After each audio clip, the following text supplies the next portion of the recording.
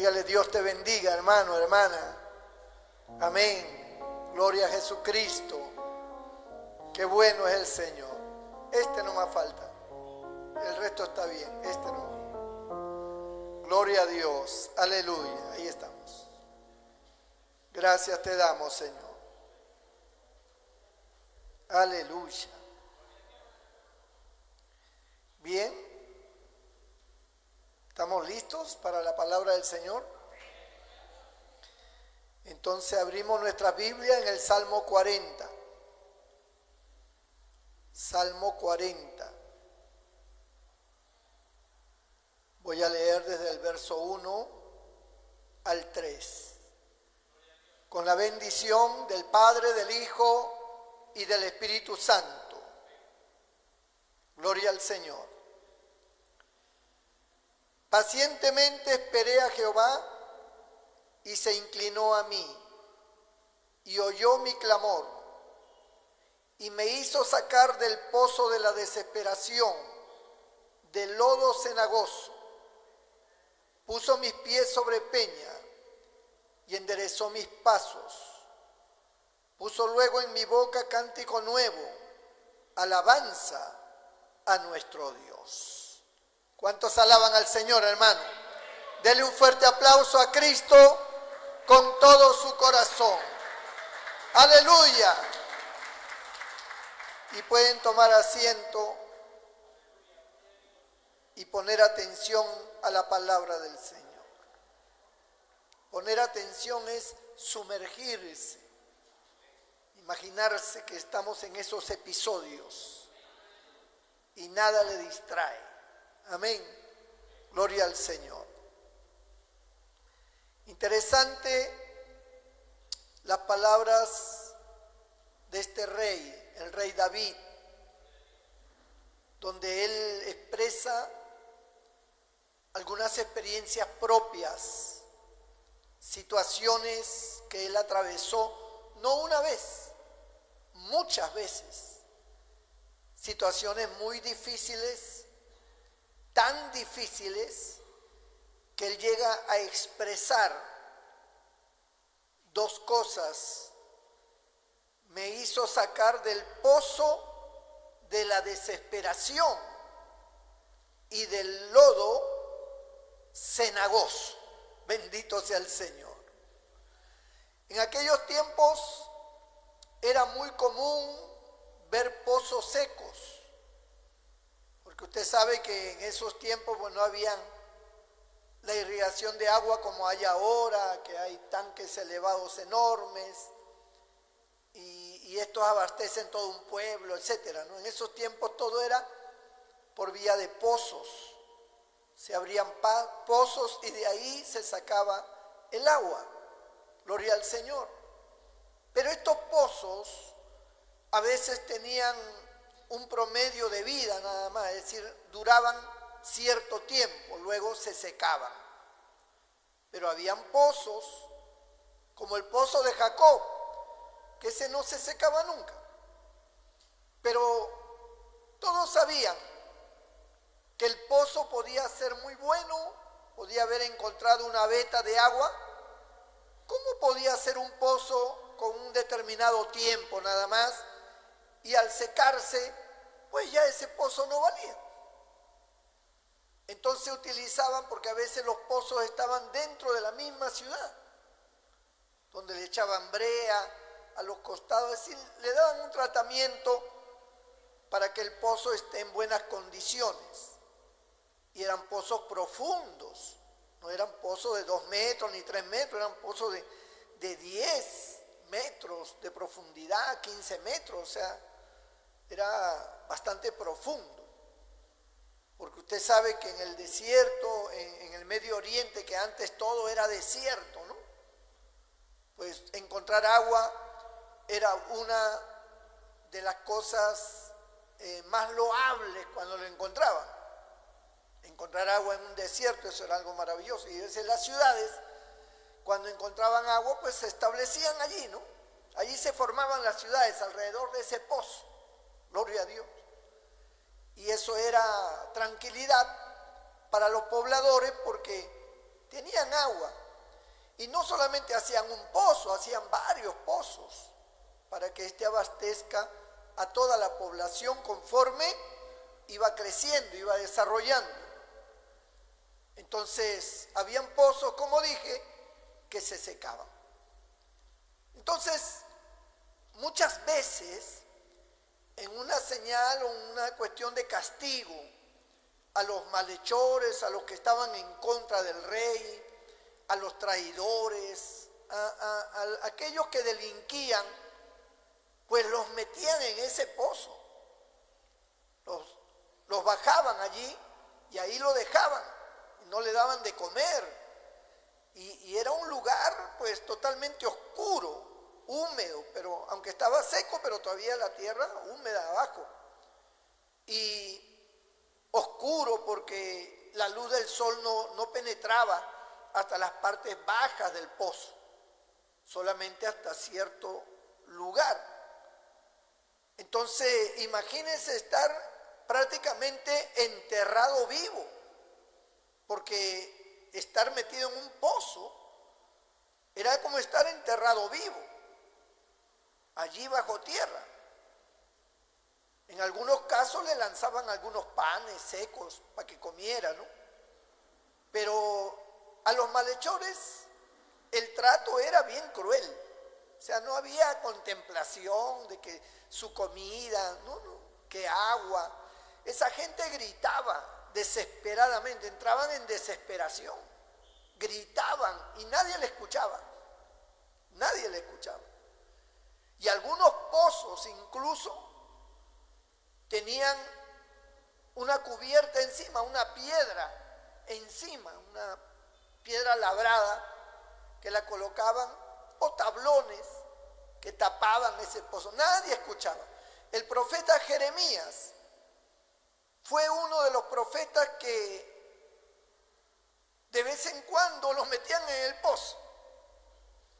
Si usted lee al profeta Jeremías, al cual le apodaron el profeta llorón, porque siempre lloraba ese profeta, pues este profeta fue lanzado muchas veces en un pozo, y ahí estaba metido. Dios siempre lo rescataba, usando a alguien en particular, gloria a Dios. Pero la gente que estaba metida en prácticas pues de delincuencia, en prácticas de revolución, en prácticas de traición, eran lanzados a esos pozos secos, y ahí lo dejaban y ahí gritaban, y muchas veces hasta allí morían, ¿no? Morían, a un paro cardíaco morían desesperantes. Entonces David, en alusión a esta realidad de estos pozos, él escribe, no se sabe, parece que es un cántico, ¿no? Porque dice al músico principal. Entonces, él escribe este cántico, este poema, esta oración, la escribe y él hace alusión al pozo y pone el pozo de la desesperación. Desesperación es un estado en el cual la persona no encuentra ningún tipo de alternativa para sobrevivir. No encuentra un resultado, una solución.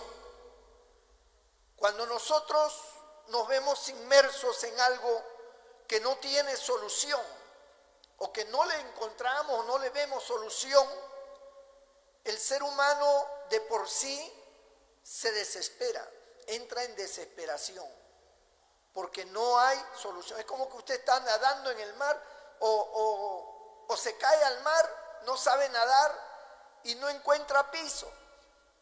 ¿Y qué pasa? Entra en desesperación, porque no sabe nadar, se está hundiendo, se está tragando agua, no encuentra dónde apoyar su pie, dónde salir, cómo salir.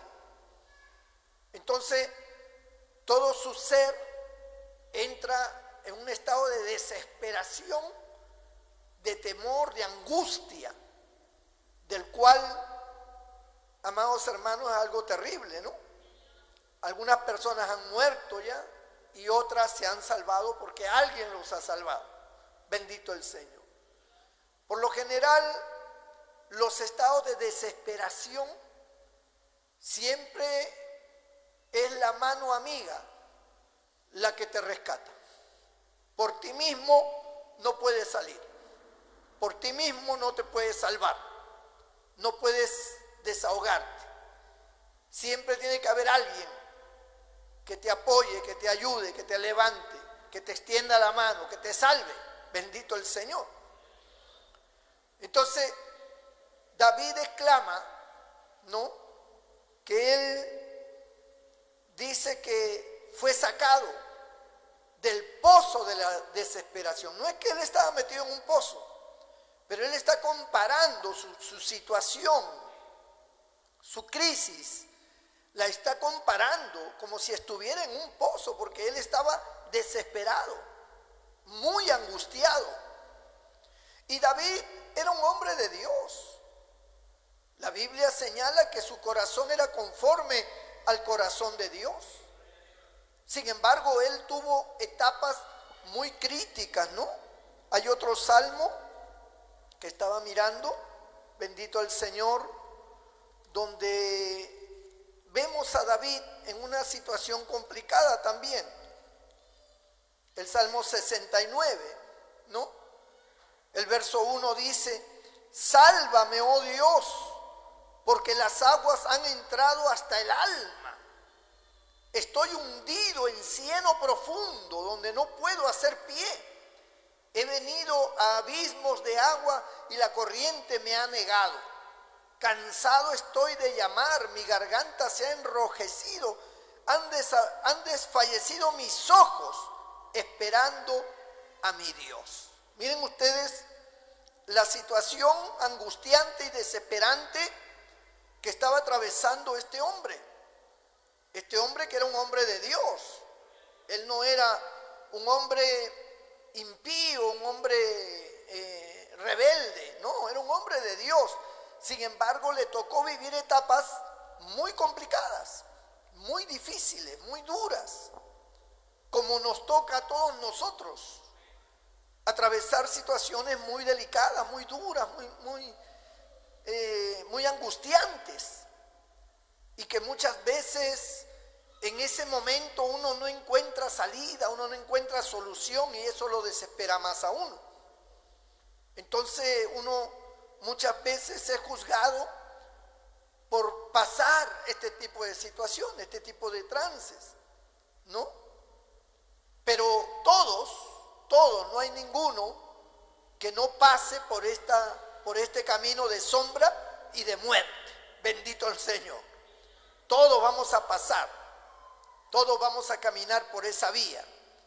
En algún momento vamos a tener crisis, vamos a tener situaciones muy fuertes. No estoy hablando de una prueba, no estoy hablando de un problema, no estoy hablando de una enfermedad cualquiera, estoy hablando de una crisis donde usted no encuentra salida. Porque usted puede estar enfermo y va al médico y el médico le receta y está en tratamiento y se alivia y está ahí.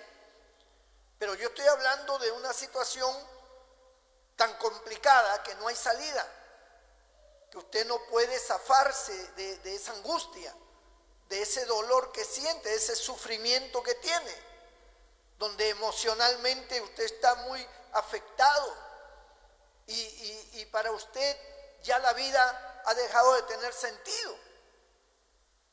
Muchas veces nosotros podemos comprender esto cuando atravesamos la situación, cuando entramos a esa crisis, cuando caemos a ese pozo de la desesperación. Ahí donde recién podemos entender esto que estoy hablando, de las situaciones tan caóticas, tan angustiantes, que uno no sabe qué hacer, ¿no? Alguno dice, bueno, pastor, pero para eso está la fe. No, pero David era un hombre de fe. David era un hombre de fe. Y precisamente porque tenía fe en Dios, esperó. Por eso dice el verso 1 del capítulo 40. Él dice, pacientemente esperé a Jehová, y se inclinó a mí y oyó mi clamor. ¿Ve? Ahora, note esto. Él dice que clamó, pero que esperó pacientemente. Esperar pacientemente nos da a entender que hay un lapso de tiempo, que las cosas no fueron inmediatas, que la solución no vino inmediatamente, que Dios no le resolvió el problema al otro día. Él dice que esperó pacientemente, o sea, pasó un tiempo en el cual parecía que las cosas nunca se iban a arreglar ante una situación tan angustiosa. Ahora, hay dos formas de caer en el pozo de la desesperación y del cual tenemos que clamar, como dice el Salmo 69 también, que sus ojos se enrojecieron de tanto llorar, ¿no?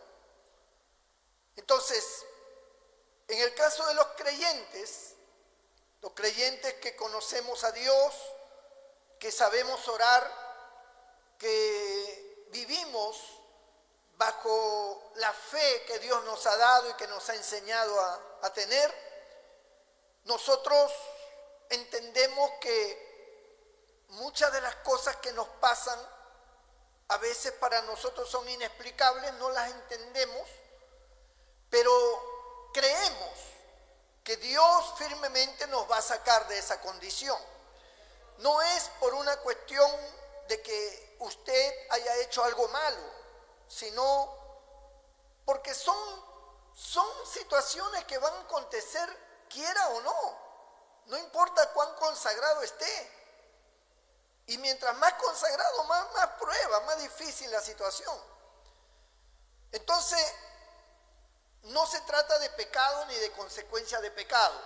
Se trata de una situación que emerge producto del enemigo, producto de la gente mala, producto de personas que envidian, que te quieren hacer daño, producto de enfermedades que surgen en el cuerpo por diferentes motivos, porque a veces hemos cometido muchos excesos desde jóvenes, trabajando, haciendo cosas que nos han dañado el cuerpo, o hemos tenido una vida muy mala en la cual hemos tomado mucho, el alcohol ha dañado nuestro organismo por dentro y cuando viene la edad, pues eso repercute en el organismo, ¿no? Entonces, por eso yo siempre digo, uno no sabe cómo le va a tocar la vejez, con qué tipo de enfermedad le va a tocar, pero algo nos va a dar siempre, algo vamos a tener. Aquí en la iglesia todos de algún mal padecen, bendito el Señor. Entonces, en la medida que pasan los años y avanzamos en edad, pues hay trastornos físicos que son, podríamos llamarle así, naturales, porque son parte de la vida y no lo podemos evitar. Y estas pueden agudizarse de tal manera que puede crear una enfermedad muy grave, una situación muy crítica y podemos deprimirnos, podemos entrar en desesperación porque esto representa ya prácticamente una muerte eminente, qué sé yo. Entonces, estamos hablando de casos extremos, de casos que son muy, muy complicados. No estamos hablando de una situación que podemos sobrellevar o que podemos arreglarla de aquí a unos días. No, estamos hablando de algo que emocionalmente nos afecta tanto que no podemos lidiar con eso. Necesitamos ayuda, primero de Dios y también de los seres humanos, también de los creyentes. Necesitamos la oración, necesitamos el apoyo moral, necesitamos un consejo, necesitamos que alguien nos aliente, necesitamos hasta a veces un abrazo y nada más. Entonces son situaciones que uno atraviesa en alguna etapa de su vida. Pero las razones más poderosas y más fuertes por las cuales los seres humanos caen en el pozo de la desesperación y en el lodo cenagoso, como lo califica David, el rey, es cuando hay una consecuencia del pecado.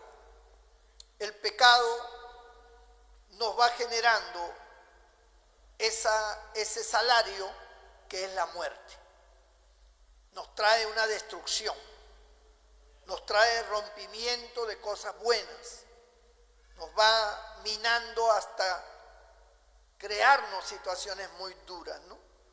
Entonces yo, en mi caso, como pastor, he visto tantos casos durante tantos años de personas que fueron creyentes, pero que fueron cayendo en cosas malas. Comenzaron a sentirse que algo los motivaba, algo querían, su carne comenzó a manifestarse en sus deseos y comenzaron a hacer cosas que poco a poco los fueron enredando, ¿no? Por ejemplo, yo conozco de personas que nunca se imaginaron caer en la droga, por ejemplo, y estoy hablando de creyentes. Ellos nunca se imaginaron, como usted y yo, eso no podemos imaginarlo. No podemos pensar que nosotros un día podemos caer en la droga, o sea, ni por acá. Pero el descuido espiritual es tan grave que no se sabe a dónde nos va a llevar. El descuido espiritual es el alejamiento que tenemos de Dios y de su palabra. Es el alejamiento que tenemos de la santidad, del temor de Dios. Es la separación de todo vínculo que tenemos con Él. Al ir perdiendo ese vínculo, al ir perdiendo esa relación con Dios, entonces comenzamos a actuar como actúa cualquier ser humano en el mundo, con sus pensamientos, con su manera de ser o de ver las cosas. Comenzamos a actuar en base a lo que en ese momento tenemos, disfrutamos, estamos sanos, estamos vigorosos, tenemos dinero o nos va bien en la vida y nos vamos sumergiendo. Y como nos hemos ido alejando, nos hemos ido separando del Señor, poco a poco el enemigo ha ido minando nuestro corazón y nos ha ido arrastrando de una cosa a otra y de menos grave a más grave y así. No importa cuánto tiempo pase, al enemigo no le importa si para hacerte pecar tenga que demorar un día o 5 años, no importa. Él va a trabajar y va a estar allí de alguna forma tratando de que tú puedas desligarte de Dios y entrar al mundo que Él te promete, que Él te ofrece o que Él te hace ver. Y esto no es de un día a otro, esto es todo un proceso, porque tú eres un creyente fuerte, o sea, tú eres una columna, estás forjado por Dios, por el Espíritu Santo.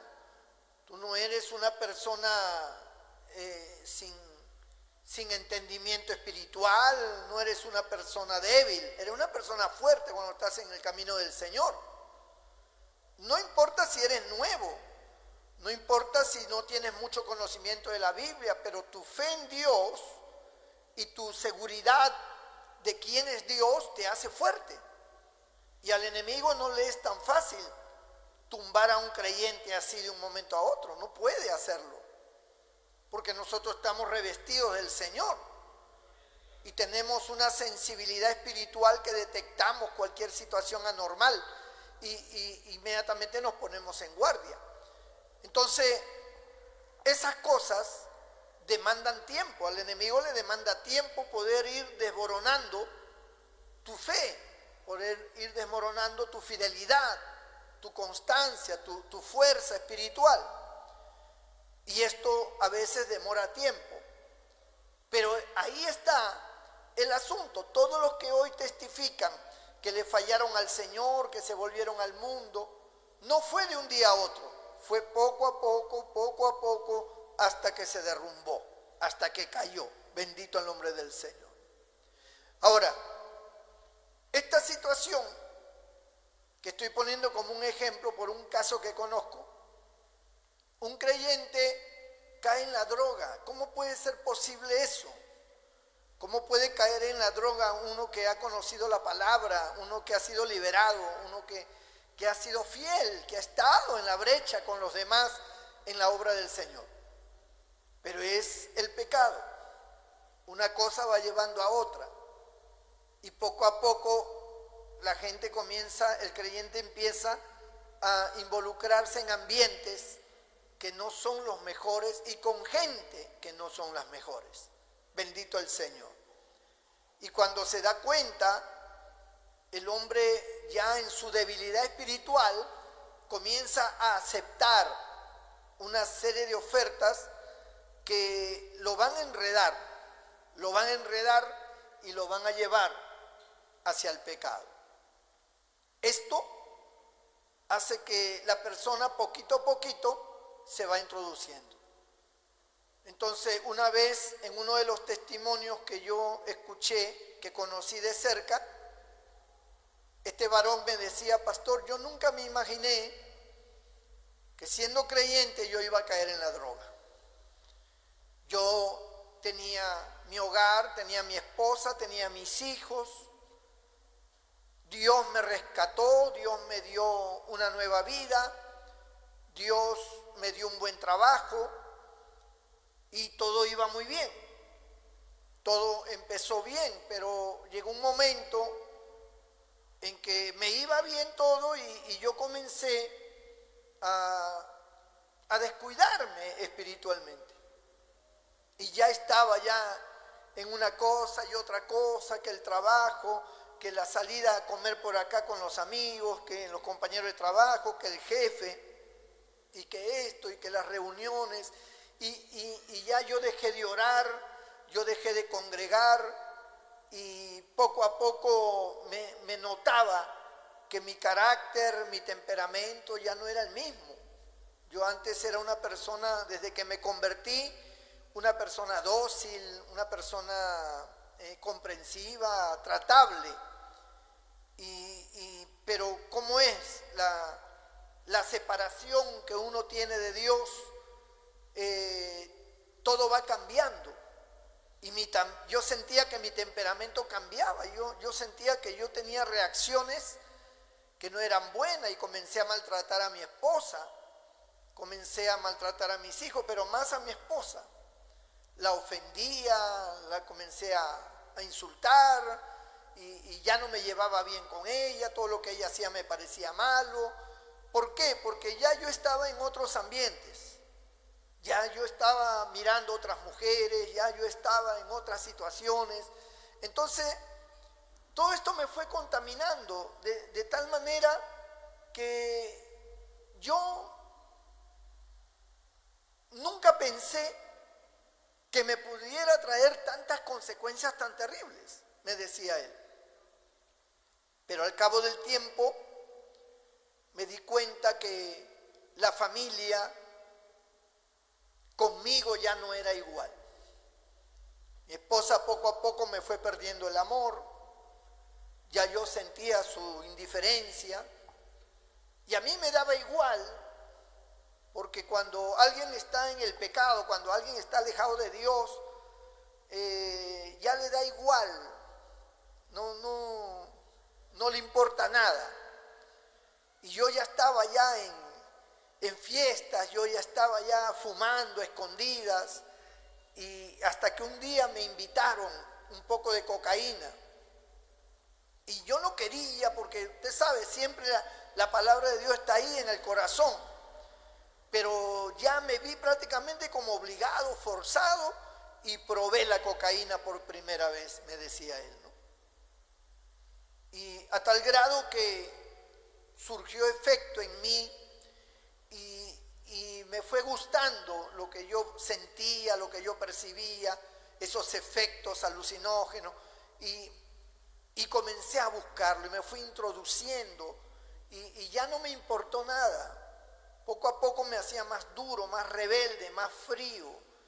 Cuando me hablaban del Señor, cuando me hablaban de ir a la iglesia, cuando me hablaban de que hay que orar juntos, yo no quería nada de esas cosas me fastidiaban, porque ya el enemigo había tomado control de mi vida.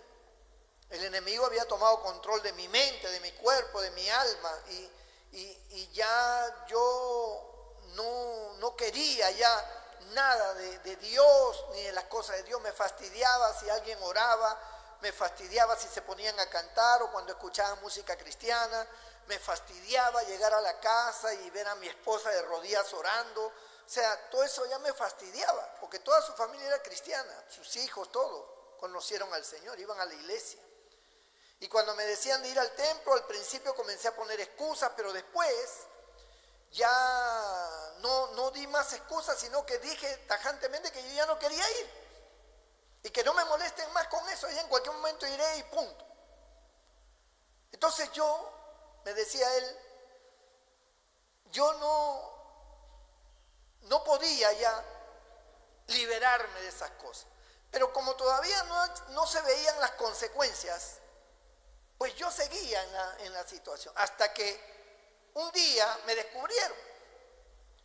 Me descubrieron en el trabajo y perdí el trabajo. Porque me descubrieron drogándome en el baño. Entonces perdí el trabajo. Y ahora esto yo le informo a mi esposa, pero claro, le informo de otra manera, no le digo que es por la droga, le digo que el jefe, que exceso de personal, que no sé cuánto, y que una serie de cosas que comenzamos a discutir por eso. Ya mi esposa ya no me creía porque ella me había agarrado en muchas mentiras, porque miren hermanos, yo creo de que como dice la palabra, que ya no son dos sino una sola carne, y ya es muy difícil que un hombre engañe a su esposa. Le puede engañar por un tiempo, pero la mujer siempre se va a dar cuenta. Igual la mujer con el hombre con la mujer, ¿no? Puede decirle, pero al final le va a descubrir porque se conocen hasta con la mirada, con el gesto. Ya es algo que se conocen como si fuera su propio cuerpo, porque son una sola carne. Y su esposa al principio, bueno, le aceptaba sus argumentos, sus excusas, pero poco a poco este hombre seguía mintiendo, hasta que lo descubrieron una vez, lo descubrieron otra vez, y de repente un día le descubrieron con otra mujer, y la mujer, la esposa, ya entró en una situación ya de desánimo, de desamor para con él. Ya estaba harta de sus tratos malos, estaba harta de sus mentiras, estaba harta de tantas cosas que el hombre le hacía. Y como dije, él decía de que él no consideraba todavía las cosas graves porque no se veían las consecuencias todavía. Pero cuando la mujer lo dejó de amar, el hombre entendió que la estaba perdiendo. Quiso recuperarla, quiso de alguna forma nuevamente entablar la relación, pero ya no era posible ya. Ya la mujer no le creía ni una palabra, ya la mujer había perdido la confianza, había perdido el amor y no quería ya saber nada de él. Estaban juntos por obligación, muchas veces por los hijos, por la familia, pero ella ya no quería saber de él, ella estaba harta de él, ella más bien estaba pensando ya en irse de la casa, en agarrar sus hijos, separarse. Y ese era el plan que ella tenía, aunque él no lo sabía, pero ese era el plan. Porque era muy complicado para ella confiar y dormir al lado de un hombre que tanto le mentía y que le engañaba. Y que al mismo tiempo se drogaba porque lo descubrieron luego que era un drogadicto. Entonces, la mujer llega un momento en que no soporta y lo abandona. Y se separa de él. Él amaba a su esposa, a su manera, con su condición, pero la amaba, siempre la había amado. Pero su mismo pecado había roto ese lazo entre ella y él. Y esto hizo que él se sumergiera en la depresión y se drogara más. Y poco a poco fue perdiendo todo lo valioso que tenía, porque perdió a su mujer, sus hijos también se fueron con su mamá, la casa donde vivía al final la tuvo que vender, pero el dinero, parte del dinero tenía que darle a la esposa, la otra parte la fue gastando que él tenía y consumía la droga y en fin, su vida se hizo un desastre, un desastre. No le querían dar trabajo y si tenía algún trabajo no duraba mucho tiempo, ya su condición aún física ya era deplorable, hasta que terminó en la miseria total, sin esposa, sin familia, en una miseria total, sin Dios, sin trabajo, nadie creía en él, hecho un paupérrimo, un miserable. Y estando en esa condición, recién entendió todo lo que había perdido. Recién entendió cuántas cosas valiosas él tenía y nunca las supo valorar. Y cayó en el pozo de la desesperación, en la angustia, donde no había nadie que pudiera ayudarlo. ¿Quién podía ayudar a este hombre? La familia no querían saber de él. Él se había portado mal con su propia familia, con su propia madre, con sus hermanos. Se había portado mal. Su padre ya había muerto y por lo tanto ni la familia lo quería. Nadie lo podía ayudar. No encontraba piso. Había llegado al fondo del pozo. Ahí estaba metido. Ahí lloraba, ahí sufría, ahí se angustiaba, pero no podía salir. Él por sí mismo no podía tampoco. Había un momento en que él decía, no, voy a superar esto, voy a tratar de salir adelante, pero no podía. El enemigo lo tenía muy amarrado. Él no podía soltarse. No había fuerza de voluntad, no había nada. Porque cuando el pecado ya toma el control y te amarra, ya no hay forma que tú rompas esa cadena. Entonces él se quedó en esa condición donde ya sus hijos, que antes lo venían a ver, poco a poco se fueron alejando de él y ya ni lo venían a ver sus hijos. La esposa nunca más regresó con él y todo fue un fracaso total. Un hombre que ni siquiera en el mundo, cuando él no conocía al Señor, había estado nunca en esa condición. De hecho, que estaba mal. En el mundo estuvo mal, estuvo con problemas, como todos, pero nunca a ese extremo. Sin embargo, el Señor lo rescató, el Señor lo salvó, y él cuando se convierte, él comienza a tener una vida totalmente diferente. Bueno, una vida ya llena de la gracia de Dios, del amor de Dios, llena de la fe, y era pues un padre bueno, un esposo bueno, un buen hijo, un buen hermano, un buen vecino, como son todos los cristianos que realmente aman al Señor, ¿no? Él alababa a Dios, tocaba guitarra, era un hombre muy amado por la iglesia, estaba muy involucrado, siempre cooperando, siempre apoyando, siempre introducido en todas las mejoras de la obra. Y él entendió que Dios era el todo para él, hasta que comenzó a enfriarse, hasta que comenzó a apartarse, ¿no? Entonces, el pecado poco a poco va minando el corazón hasta que te hunde en el pozo, del cual ya no puedes salir, porque un pozo es un lugar donde no puedes salir, no puedes, por más que busques, no hay forma de salir. Y la desesperación.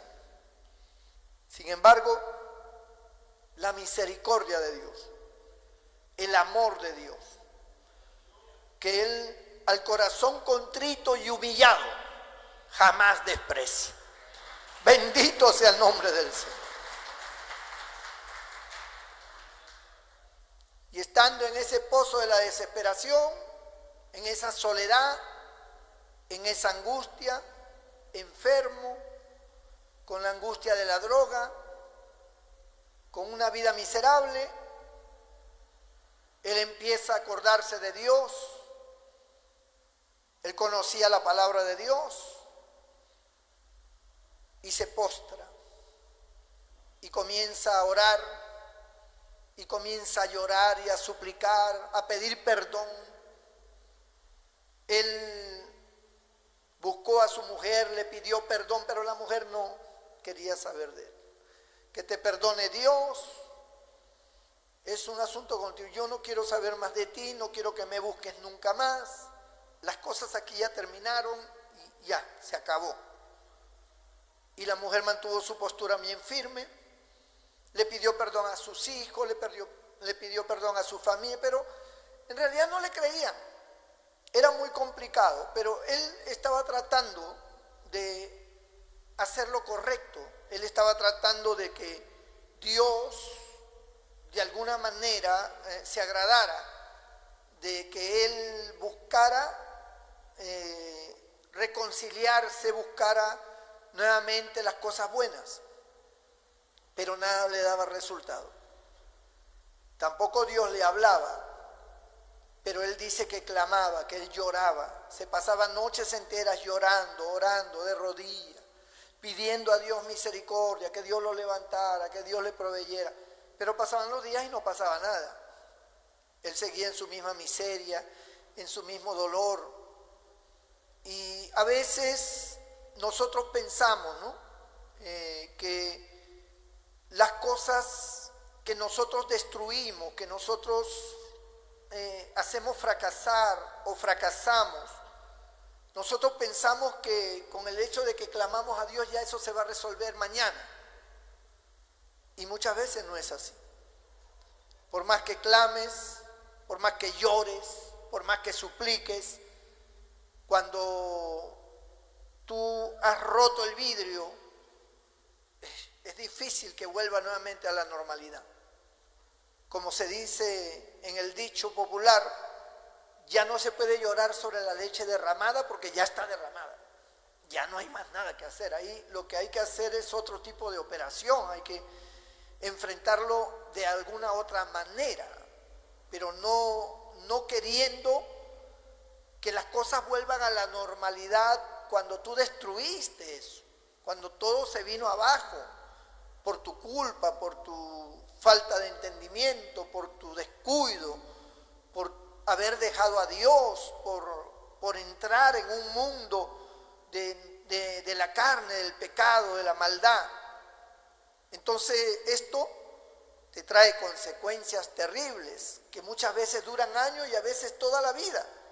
Toda la vida. Es decir, Dios te perdona porque tú clamas, pides perdón y Dios te perdona y Dios te salva y tú puedes hasta sentir la presencia de Dios de nuevo y todo, pero hay situaciones que muchas veces ya nunca se arreglan.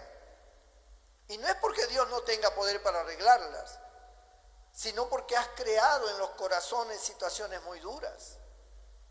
Has afligido, has hecho cosas que ya no las puedes remediar. Solo un milagro de Dios, pero a veces las cosas están así. Entonces, como dice el Señor mismo, ¿no? Fuiste llamado siendo esclavo. Si puedes libertarte, en buena hora, pero y si no, sirve al Señor siendo esclavo.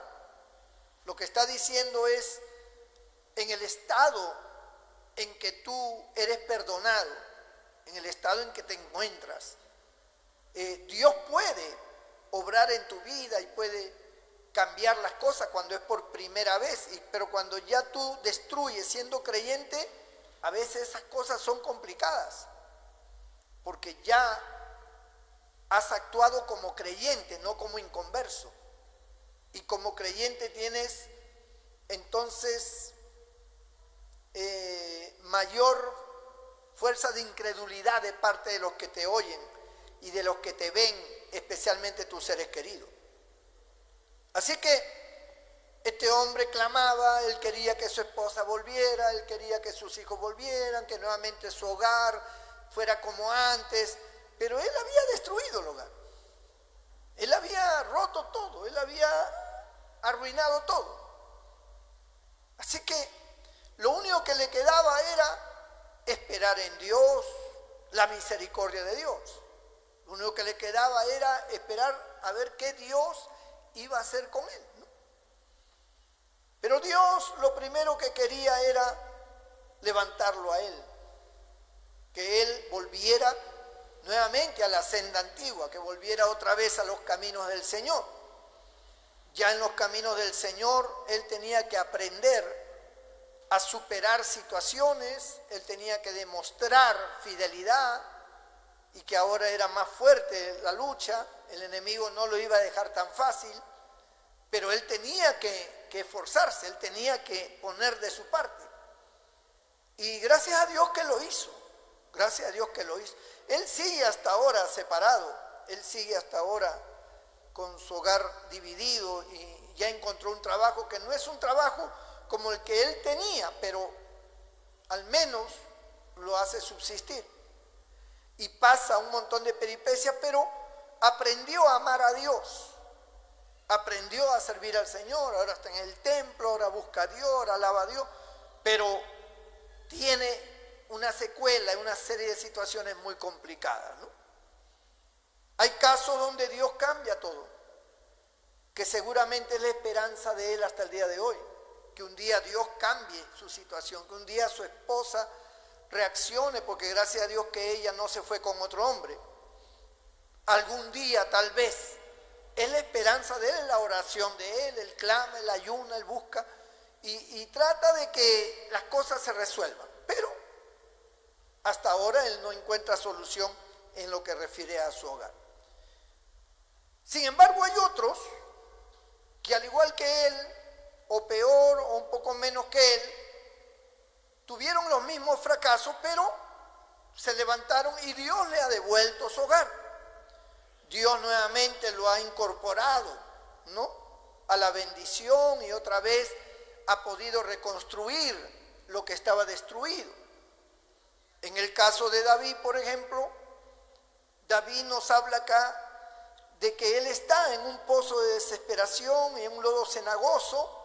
Está hablando de que él está pasando por un conflicto, una situación muy complicada en su vida, pero él dice que Dios oyó su clamor, ¿no?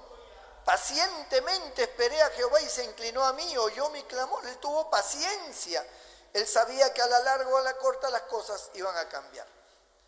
Nosotros, por ejemplo, los que leemos las Escrituras, nosotros vemos la vida de estos hombres, hombres como Lot, hombres como Jacob, hombres como José, como David, Salomón, etc. Nosotros conocemos sus historias, conocemos la historia de Abraham, conocemos sus inicios y sus finales, conocemos sus cosas buenas y sus cosas malas, conocemos lo que atravesaron, porque está escrito, porque la vida de ellos ha sido redactada como ejemplo para nosotros. Pero ellos, cuando vivieron su vida, cuando vivieron la etapa de su vida, en sus momentos en que ellos fallaron, en que ellos se equivocaron, en que ellos fueron fieles, ellos en realidad no sabían lo que Dios iba a hacer. Porque Dios puede prometerles cosas, pero ellos no saben el mecanismo, cómo Dios va a hacer las cosas. Por ejemplo, Job. Nosotros conocemos de Job. Conocemos el final feliz de Job, que Dios le devolvió 3 veces más, que le dio hijas más bellas de toda la región, y etcétera, etcétera. Pero él no lo sabía. Él no entendía ni por qué le había sucedido lo que le sucedió. Él no tenía la más mínima idea de lo que estaba pasando allá en el mundo espiritual, entre Dios y el diablo, que estaban atacándolo, el diablo queriendo destruirlo, y Dios poniendo su confianza en Job de que él no le iba a fallar. Y él no sabía nada de esa pelea, de ese pleito en el cual él estaba involucrado. Y no sabía si iba a sanar de su enfermedad o no, tenía una lepra maligna. una enfermedad maligna, una sarna maligna, dice la Biblia. Murieron sus hijos, murieron sus trabajadores, la esposa estaba emocionalmente alterada, maldice a Dios y muérete. O sea, la mujer estaba también atravesando la misma crisis, pero ella no tenía la consistencia espiritual que tenía Job. Job le dice, como una de las mujeres fatuas has hablado, recibiremos de Dios el bien y el mal no, ciertamente el mal también lo recibiremos, pero esa era la fuerza espiritual que tenía Job, porque él era un hombre acostumbrado a la oración, a la intercesión, a la búsqueda de Dios. Entonces, para él, la prueba, que era fuerte, que era muy crítica, y que lo hacía también en momentos reaccionar y decir, yo quisiera saber dónde está Dios para que me explique qué cosa está pasando. Que me digan, Dios está allá y yo voy y yo le pregunto y que Él me responda. Porque no entiendo qué cosa pasa, yo en qué te fallé, qué cosa he hecho, ¿no? Él hace hasta una lista de cosas negativas, dice, si en una de ellas yo te he faltado, entonces merezco lo que me pasa, pero no te he faltado en ninguna. Entonces, en el momento en que él atravesaba la crisis, él no sabía cuál iba a ser el final. Nosotros vamos a tener crisis, vamos a tener problemas, vamos a pasar por momentos de angustia. Y en esos momentos nosotros podemos clamar, orar y de repente no encontramos respuesta. No sabemos lo que va a pasar. No sabemos si será un final feliz o no. No lo sabemos. Cuando nosotros leemos el capítulo 11 de Hebreos, se nos da dos listas. Se nos da dos etapas diferentes. Dice que un grupo de la lista conquistaron reinos, taparon boca de leones, apagaron fuegos impetuosos, pusieron en fuga ejércitos completos, etcétera, etcétera. Es decir, conquista, poder, autoridad de parte de Dios. Bendición, un respaldo único, una fuerza tremenda. Pero hay otro grupo de la otra lista que continúa más abajo y dice, pero otros fueron perseguidos, anduvieron errantes de aquí para allá, estuvieron escondidos, fueron azotados, estuvieron con hambre, pasaron necesidades y muchos hombres murieron y sus esposas tuvieron que recoger sus cuerpos tirados en las calles. Y entonces son puestos también como héroes de la fe. No conquistaron, no taparon boca de leones, no pusieron en fuga al ejército enemigo, sino más bien como que perdieron, como que los mataron, los persiguieron, los asolaron. Y están colocados en el mismo rubro, pero en diferentes condiciones. Entonces uno se pregunta, ¿no? ¿Es que todos tenemos que tener un final feliz? ¿Es que todos tenemos que apagar fuegos impetuosos? ¿Todos tenemos que poner en fuga al enemigo? ¿Todos tenemos que conquistar reinos?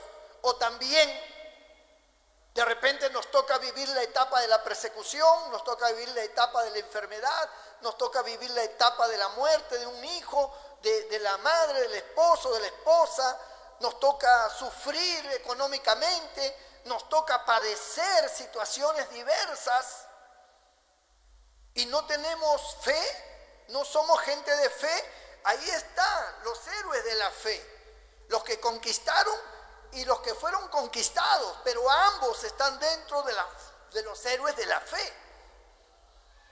Los que mataron al enemigo y los que fueron muertos por el enemigo están en el mismo rubro de la fe.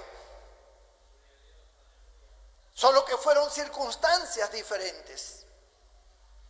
En la vida nos toca enfrentar circunstancias diferentes. No sabemos a veces, no es que uno lo quiera, no es que uno lo busque, Es que las circunstancias se dan en nuestra vida inesperadamente. ¿Acaso alguien quiere perder su hogar? ¿Acaso alguien quiere perder a su esposa, a sus hijos?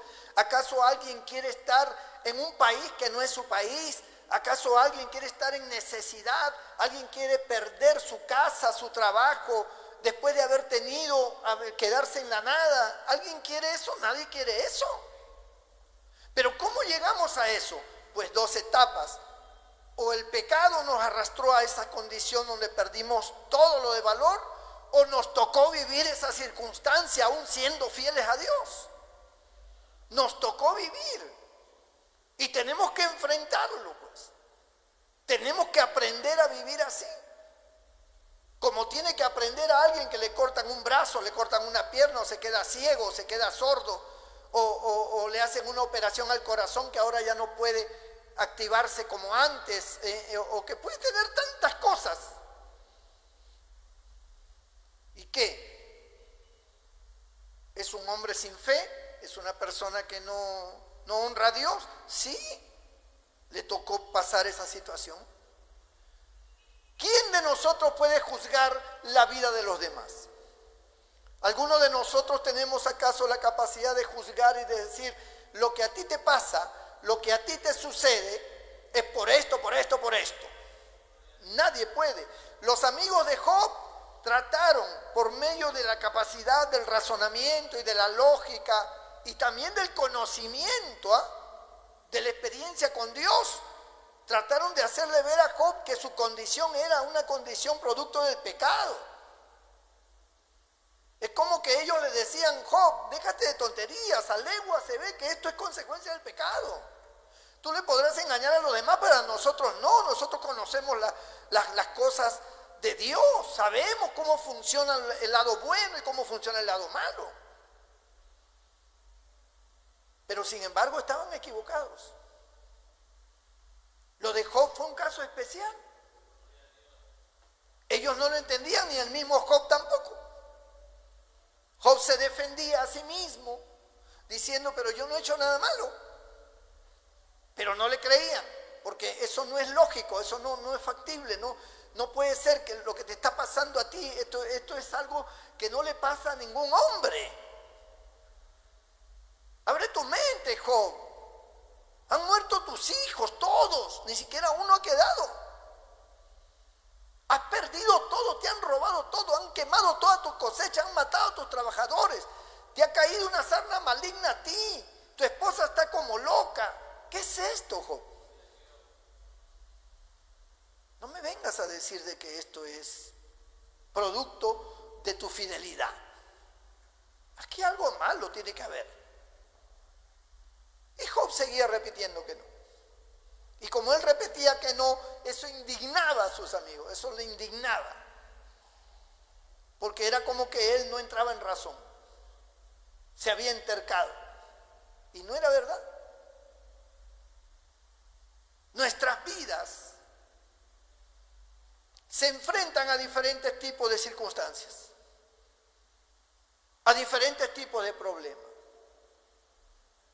¿Cuál es el ejemplo que nos da Job? El ejemplo es de que Job jamás renegó de Dios ni se soltó de la mano de Dios. O sea, su vida de comunión con Dios en su práctica diaria seguía siendo la misma. Seguía siendo la misma. No porque ahora le iba mal, él cambió ahora las cosas. Si antes oraba en la mañana, como ahora le va mal, pues ahora ya no oro en la mañana. No, él seguía orando en la mañana, y si oraba en la noche, igual seguía orando en la noche, y seguía él en la búsqueda de Dios. O sea, él no cambió su ritmo de vida con Dios. A nosotros nos pasa cualquier cosita y abandonamos la iglesia. Nos pasa cualquier cosita y nos vamos para el mundo. Nos pasa cualquier cosita y echamos la culpa a todo el mundo, renegamos, todo lo vemos mal. Porque nos pasa algo. O porque sucede algo que no comprendemos. No necesariamente tiene que pasarnos algo físicamente. Puede ser de una manera espiritual e intelectual. No sé, no me parece, está en contra de mi manera de pensar, de mi posición, no me gusta esto. Entonces, por cualquier motivo, baladí. Nosotros abandonamos nuestra relación con Dios en lo que respecta a la fraternidad en el templo. Nosotros no venimos acá por costumbre. Venimos acá porque es parte de nuestra fortaleza espiritual. Esa es la razón por la cual estamos acá. No es por una cuestión de gustos, no es por una cuestión de costumbre ni de tradición. Estamos aquí porque aquí se encuentra la salvación y la vida eterna. Porque aquí hay una palabra de Dios, porque aquí hay una presencia de Dios, porque aquí se mueve el Espíritu Santo, porque aquí sales fortalecido, aquí sales bendecido, aquí Dios cambia tus ideas, aquí Dios te transforma. Nos es impuesta necesidad estar agrupados. No es que estamos acá porque el pastor ordena y porque ya se ha hecho costumbre esto. ¿Acaso no tengo también yo ganas de quedarme en la casa un día, descansar? ¿Acaso no tengo también deseo de viajar? ¿Saben ustedes mi familia en Lima, cuántas veces mis hermanos, Fernando, ¿cuándo vienes? Fernando, ¿cuándo vienes? Ya, en cualquier momento, no puedo ir. No puedo. En lo que respecta a mi círculo familiar, yo ya no tengo actividad con ellos. No tengo actividad. Usted tiene actividad con su familia. Usted se va y desde allá me escribe y dice, pastor, estoy en Huánuco, estoy en Chota, estoy en Lima, estoy en el extranjero. Le hago saber. Bueno, que te vaya bien. Ni siquiera me dijiste, pastor, voy a ir, ore por mí. No, ya estoy allá. Bueno, no tienes derecho ni obligación de que yo te dé permiso ni nada por el estilo. Yo no estoy para dar permiso a la gente acá. Usted es una persona independiente y usted hace sus actividades y usted sabrá por qué viaja. Pero al menos informe pues que está viajando o que va a viajar. No me llame estando allá. Llámeme estando acá todavía. Para entonces yo saber y poder orar por usted. Que le vaya bien. Pero usted puede hacer todo eso. Usted puede quedarse en su casa cuando llega su mamá, cuando llega su hermana, cuando llega esto. Pero yo no puedo. Pero yo deseo eso. Así como usted lo desea. Sin embargo, me niego muchas veces a mí misma complacencia humana, como ser humano.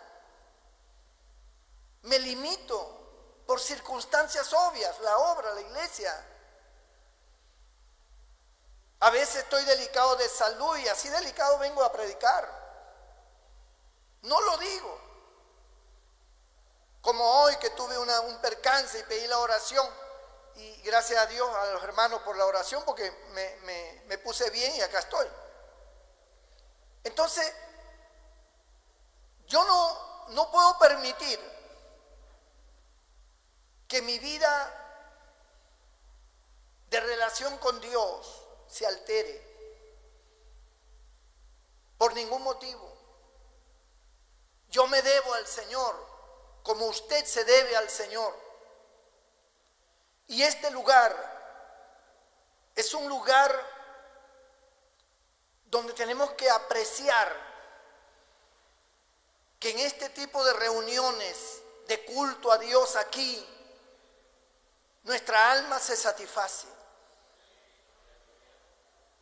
Porque tendríamos entonces que evaluar qué le satisface más a su alma, quedarse viendo televisión en su casa o estar en el templo. ¿Qué le satisface más? Pero es cuestión de cada uno. Nadie está obligado Pero en este lugar se orienta. ¿Se orienta a qué? A la reflexión. Usted meditará, usted dirá, bueno, es su concepto, pastor, yo no lo veo así, yo lo veo de otra manera, bueno. Pero nosotros tenemos una guía, ¿no? No dejando de congregarse como algunos tienen por costumbre. Mirad cuán bueno y cuán delicioso es habitar los hermanos juntos y en armonía. Una cosa he demandado a Jehová, esta buscaré, que esté yo en la casa de Jehová todos los días de mi vida. No estoy imponiendo ni estoy implantando una doctrina de que tiene que estar aquí como un soldado, pero estoy estableciendo por la palabra de Dios y por la acción de estos hombres de Dios como David, que dijo, yo he demandado estar en la casa de Dios. Ese fue su deseo, no es una doctrina, pero es el sentir que tenemos todos los hijos de Dios. Ese es el sentir. Nuestra alma nos llama, nuestro espíritu nos motiva, quiere estar acá. Es así, porque somos hijos de Dios, somos guiados por el Espíritu de Dios, a donde está Dios. Afanada y turbada estás por las cosas de esta vida. María ha escogido la mejor parte, dijo el Señor. A los pies del Señor, escuchando la palabra de Dios. Entonces no se trata de imposición, sino de reflexión, de análisis, de poder entender qué es lo más saludable, porque un día vamos a irnos de este mundo, hermano. Y nuestra vida no puede haber estado rezagada en otras cosas que no son las cosas de Dios.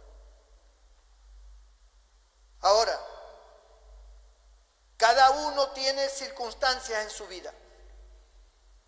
No es que las desea, no es que quiere que pasen cosas malas, pero a veces pasan. Yo tuve una pareja de hermanos, tenían un hijo profesional. Toda la vida fue su adoración ese hijo, ya era hombre, era un profesional, los sostenía a ellos, trabajaba, ellos venían al templo. Un día este joven, porque era joven todavía, se enfermó y murió, su único hijo. Qué dolor más grande, qué tristeza más grande, ¿no? Cuántas interrogantes en su cabeza seguramente pensando, ¿qué pasó? ¿Por qué? Ahora no tenemos a nuestro hijo. Él era el sustento nuestro. Y no solamente porque sea el sustento, no, porque era su hijo. Entonces, la vida golpea de tal manera que uno no llega a entender qué cosa pasa. Tampoco tienes una palabra que alivie el dolor. No puedes aliviar a un padre la muerte de su hijo, no lo puedes aliviar, ni a una madre. Por más que le diga, no, pero el Señor va a hacer cosas grandes. Así que para que Dios haga cosas grandes tiene que matar a alguien. Una vez un pastor tenía a su hija y le cortaron la pierna en un accidente que tuvo, tuvieron que cortar la pierna, le amputaron la pierna. Joven de 17 años, la muchacha. Los ojos del pastor, era ella. Los hermanos de la iglesia querían consolar al pastor. Y una de ellas, una hermana, se atrevió a decirle, pastor, desde que ha pasado eso, como que la iglesia está más unida ahora, pastor, le dice. Y el pastor la mira y le dice, o sea que para que la iglesia esté unida hay que cortarle la pierna a alguien. ¿Y qué pasa si hay otro problema en la iglesia? ¿Habrá que cortarle el brazo a mi otro hijo? ¿O tengo que sacarme una oreja yo para que la iglesia tenga avivamiento? Es que no hay palabras. No se puede explicar. Lo que no se puede explicar simplemente hay que aceptarlo. y unirse al dolor, como dice la Biblia, yo lloro con los que lloran, río con los que ríen.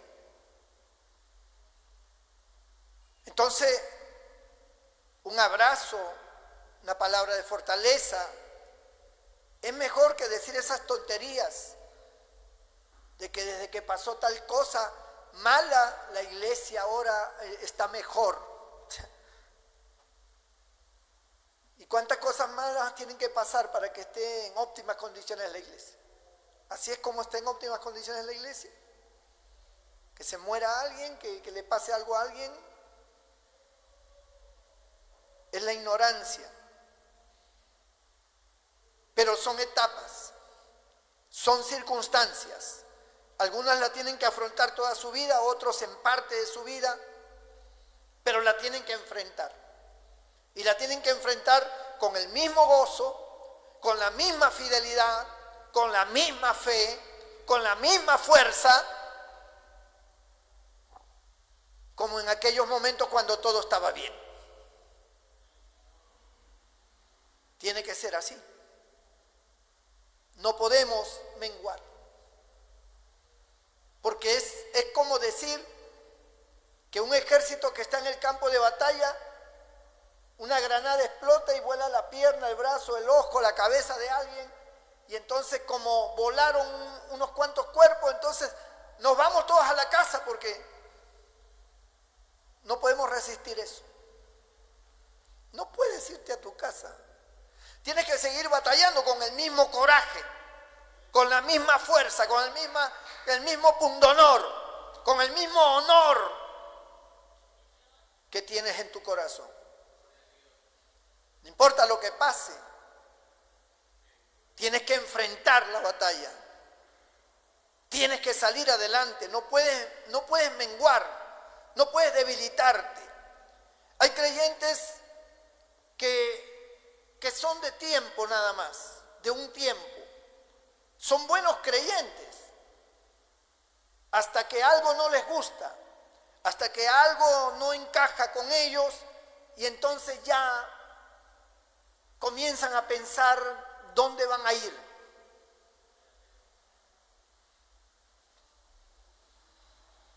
Esa es la batalla, donde quiera que tú vayas, en cualquier iglesia donde estés. Tienes que enfrentar la misma batalla. Hay un enemigo, hay una fuerza oculta. Nos va a hacer la vida de cuadrito. No vamos a entender cosas. Vamos a padecer, vamos a sufrir. Bienaventurado eres, pues, cuando por causa del Señor padeces y sufres.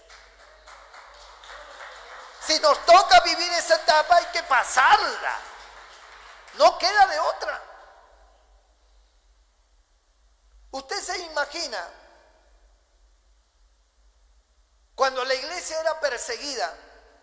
Usted se podría imaginar al apóstol Pedro, al apóstol Pablo, al apóstol Juan, diciendo la verdad es que yo ya no, acá está la cosa muy, muy dura, está esto.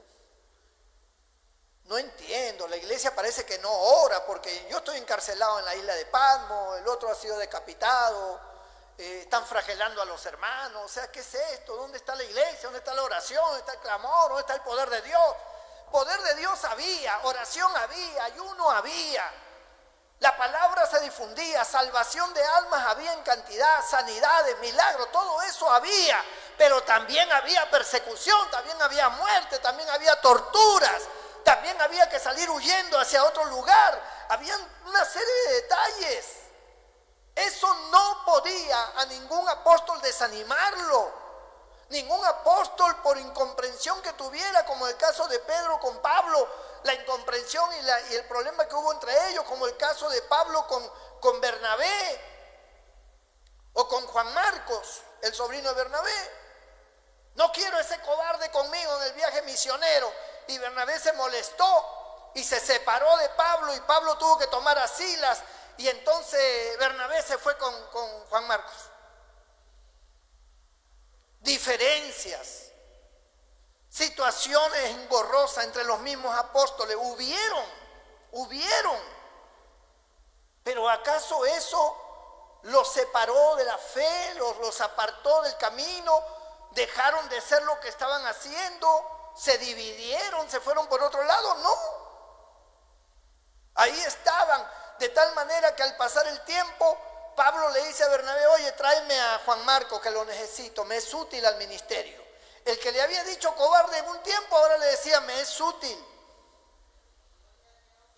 Porque Dios perfecciona, porque Dios arregla las cosas, porque Dios madura a la gente, porque Dios le hace entender al que no sirve ahora va a servir mañana. ¡Gloria a Dios! Hoy hay una fragilidad única. Y eso que no has caído en el pozo de la desesperación. Estás en un pequeño pocito, una hendidura, y estás como que no das más. No has caído en el pozo de la desesperación, no estás en el lodo cenagoso. ¿Cuál es el lodo cenagoso? El pantano. Eso es donde tú caes y te vas hundiendo y no puedes salir, porque mientras más te muevas, más rápido te hundes. No hay quien te extienda una cuerda, una rama, algo para salir. Estás en el pantano, lodo cenagoso. Tú no estás en el pantano. Tú no estás en el pozo de la desesperación. Tú tienes problemas como lo tiene cualquiera. Problemas que se pueden solucionar de mil formas, que no tienen mayor situación como para que estés en una crisis tan grande y alejándote de Dios y alejándote de la iglesia, alejándote de los hermanos, hablando cosas que no son. O sea, no tienes por qué estar así. Cuando vivas realmente una crisis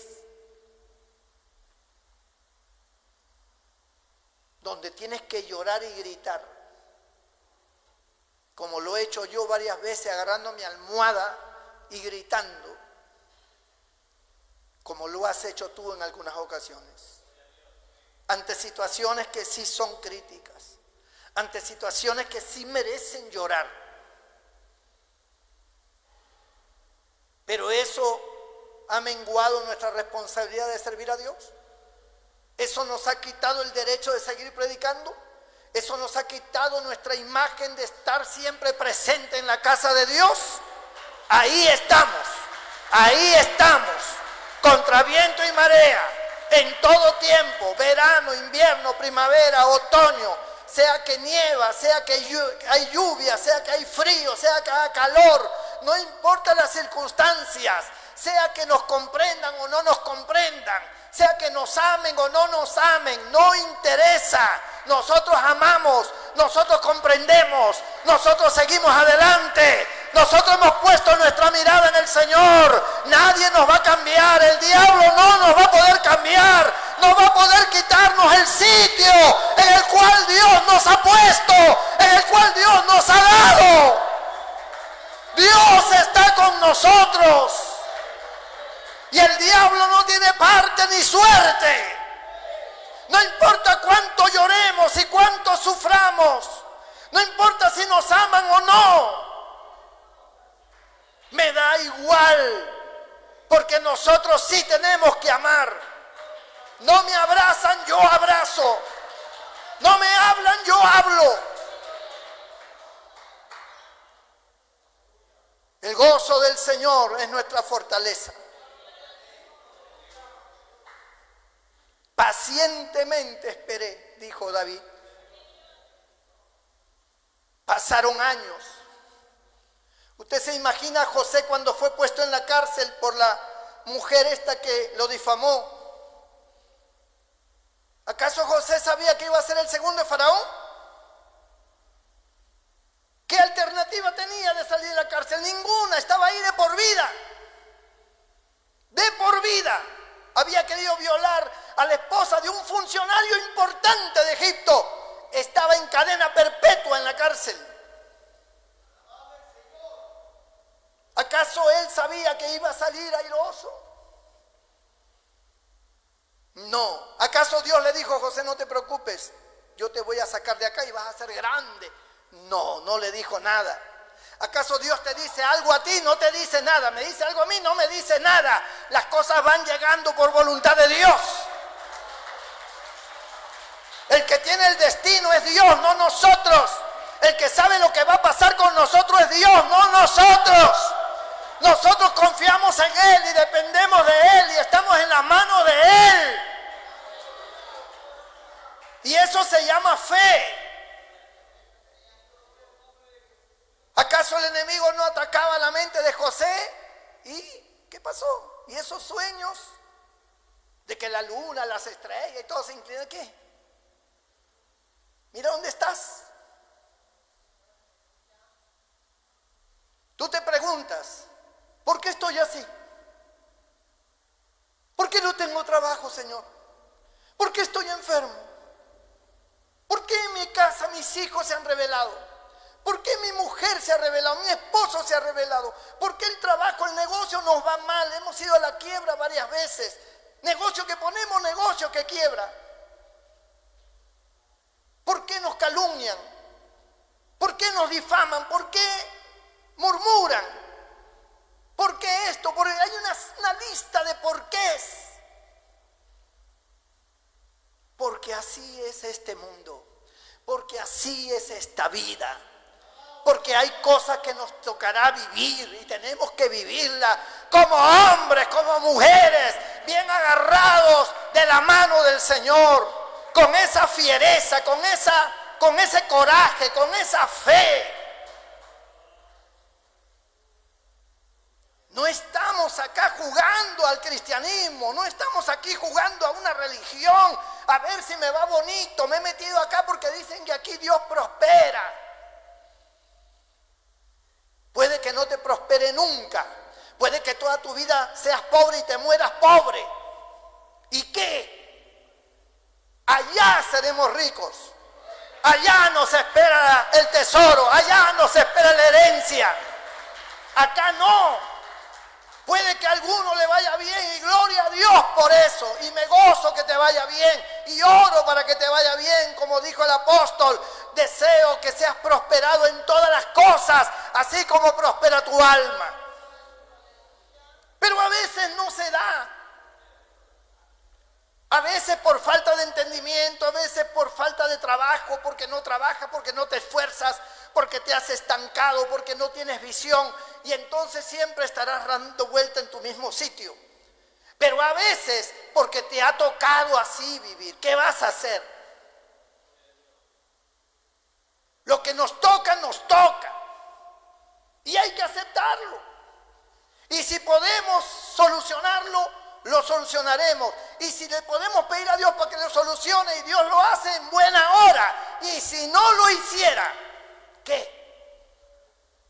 Como una vez alguien le dijo al Señor: Señor, si tú haces esto, yo te prometo que esto, que lo otro. Y Dios le respondió: ¿y si no lo hago?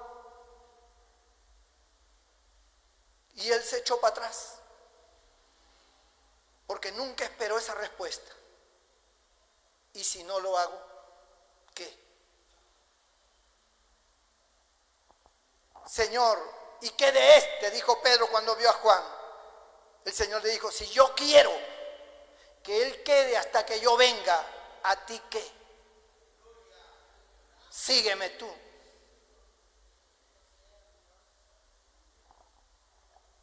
Amados, David pasó por muchos momentos duros. Fue guerrero toda su vida. Uno de sus anhelos más grandes, él lo anhelaba con toda su alma: edificarle el templo a Dios. Del dinero de él compró madera especial, compró oro, compró plata, acumuló piedras preciosas, acumuló todo, telas importadas extraordinarias, todo lo habilitó para construir el templo. Y cuando él entendió que ya había llegado el momento, fue donde el profeta Natán, aquel rey, fue donde el profeta y le dijo: profeta, ya tengo todo listo y preparado para edificar el templo. ¿Y qué le dijo Natán? Rey, construye el templo. Hazlo y que Dios te guíe. Y el rey contento, era lo que más anhelaba su alma. Dejar algo para Dios, algo grande. ¿Usted nunca ha pensado dejar algo grande para Dios?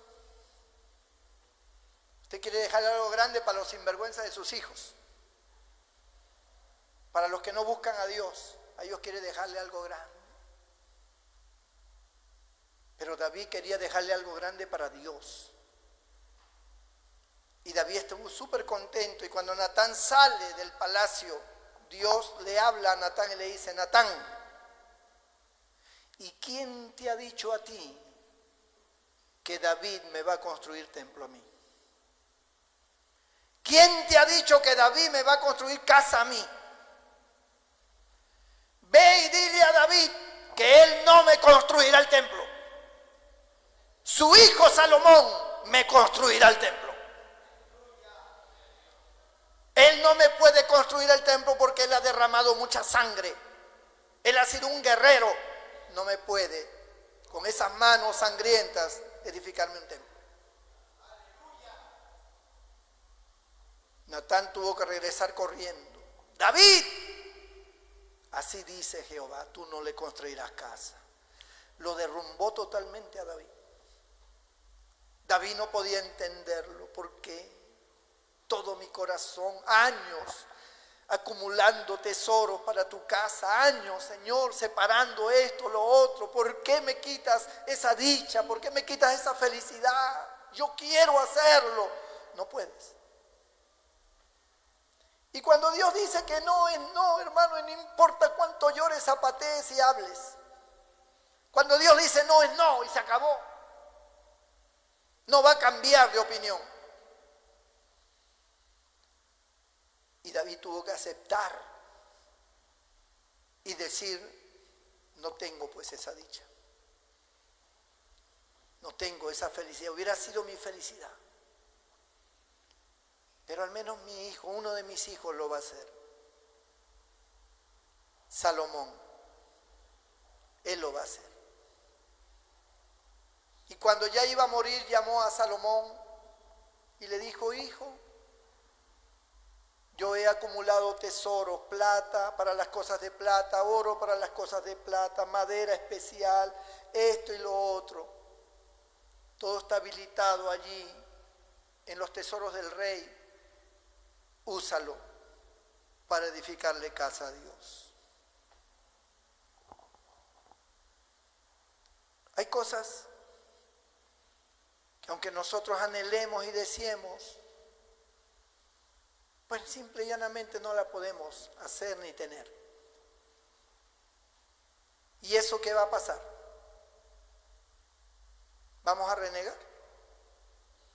¿Nos vamos a apartar? ¿Nos vamos a volver atrás? ¿Qué? Hay que orar y agradecerle a Dios y decirle: Señor, tú eres mi Dios. Lo que tú dices, eso se hace. Para lo que tú quieras. Cuando Dios me llamó al pastorado, yo no quise. Fue una tarde en mi casa. Dios me habló y me dijo: quiero que seas pastor. Y yo le respondí a Dios llorando: yo no quiero ser pastor. Yo he visto cómo hablan de los pastores, todo lo que le dicen, todo lo que le hacen. Yo no quiero. Señor, a mí ponme para limpiar el baño, lo que sea que tú quieras, pero no me hagas pastor.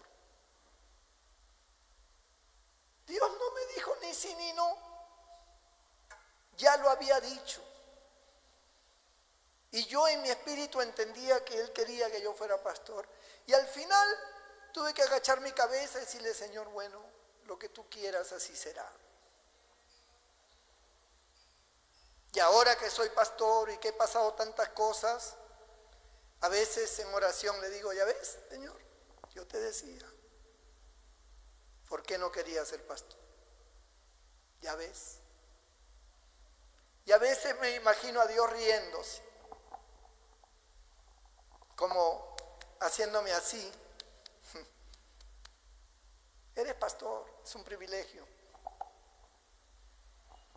Y punto. Amados hermanos, la vida se nos va a presentar de mil formas, no importa. Nosotros siempre seremos lo que somos. Hijos de Dios, adoradores, servidores de Cristo, cristianos, creyentes, esforzados, útiles, preparados para toda buena obra.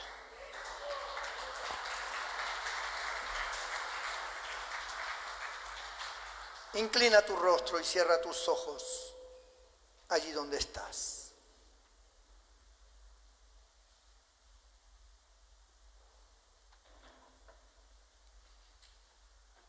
Tal vez alguien está atravesando por malos momentos. Tal vez alguien no comprendía ciertas cosas. Tal vez alguien no está definido en su vida espiritual. Pues esta noche con esta palabra simplemente es hora de venir al Señor,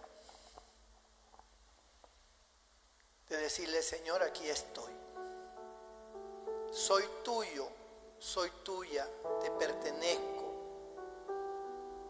y tú eres mío. Tú me salvaste una vez y me has salvado siempre, no una vez, tú me has salvado muchas veces de las cosas malas, de mis errores, de mis fallos, de mis equívocos, de mi terquedad. Has tenido paciencia, me has soportado. Si tú no fueras quien eres, Señor, tiempo ha que yo estuviera bajo tierra, que me hubieras cortado. Pero tu amor, tu paciencia, tu benignidad es fuera de serie, no tiene comprensión. Y aquí estoy. Estoy aquí para decirte que yo te amo a ti, Señor. Perdóname mis pecados. Perdóname mi falta de entendimiento. Perdóname mis dudas, mi incredulidad. Perdóname, Señor. Sálvame. Sácame de este pozo. Bendíceme, Señor. Te aseguro, hermano y hermana, que con el mayor gusto que te puedas imaginar, Dios lo hará. Si hay alguien que quieras que haga una oración por usted, levanta tu mano derecha y donde está haré una oración por ti. Dios te bendiga, Dios te bendiga, Dios te bendiga, Dios te bendiga, Dios te bendiga, Dios te bendiga, Dios te bendiga, Dios te bendiga. Muchas manos. Ponte de pie tú que has levantado tu mano. Cierra tus ojos. Inclina tu rostro. Dile al Señor lo que ya has escuchado hace un momento. Yo voy a orar por ti, para que Dios ponga su mano de bendición en tu vida. Y cualquier vestigio de problema o de situación espiritual sea borrada y encuentres el camino libre para servir al Señor. Toda la iglesia se pone de pie y oramos por todas estas vidas. Señor nuestro Dios, nuestro Padre Celestial, Te damos gracias primeramente por lo grande y maravilloso que tú eres, por tu palabra, por tu Espíritu Santo, porque conoces el corazón de los hombres y de las mujeres, porque conoces el pensamiento de cada uno de ellos, sus luchas, sus dificultades. Tú lo sabes todo, Señor. De ti no nos podemos esconder, ni obviar, ni ocultar nada. Tú lo sabes todo. Nuestro corazón está desnudo delante de ti, nuestras almas. Y aquí hay vidas que han levantado su mano, porque ellos quieren una vez más confirmar esa fe que un día tú le diste por primera vez. Una vez más quieren confirmarlo y quieren decirte con este acto, Señor, de levantar su mano y ponerse de pie, decirte: Señor, yo soy tuyo y a ti te pertenezco. Mis errores y mis fallos, perdóname. No los tomes en cuenta, Señor. Dame la oportunidad una vez más de serte fiel, de servirte, de tener claras mis ideas, mi mente, mi corazón, de saber que las cosas buenas y las cosas malas siempre estarán presentes delante de nosotros, que tenemos que aceptar las cosas como vengan, pero nunca debemos fallarte, nunca debemos alejarnos de ti. Señor, perdona, santifica estas vidas, pon tu mano misericordiosa, salva, Señor, liberta, rompe cadenas, ataduras, quita toda mentalidad, Señor, que no es agradable a ti, quita todo corazón de piedra y pon corazón de carne, renueva un espíritu recto dentro de cada uno, Señor. Que tu presencia descienda sobre cada uno, que cada uno sepa que tú los amas, que los amas a profundidad, que tu visión, tu amor, tu deseo y el destino de ellos es un destino bueno en tus manos. Tú sabes cómo guiarlos, Señor. Pon tu presencia en ellos de una manera especial. Y si alguno estuviera enfermo, con alguna dolencia, con algún mal, tócalo. Toca, Señor, esos cuerpos enfermos. Quita esas dolencias, esos males. Desaparezca esas enfermedades. En el nombre de Jesús, tu Hijo. Amén y amén. ¿Cuántos pueden levantar su mano y darle gloria a Dios? Dígale: Señor, gracias. Gracias, Padre, gracias, Hijo, gracias, Espíritu Santo. Gracias, Señor, tú eres bueno, tú eres maravilloso. Gracias, Señor. Gracias, Señor. Aleluya. Gloria a Dios. Manito Walter.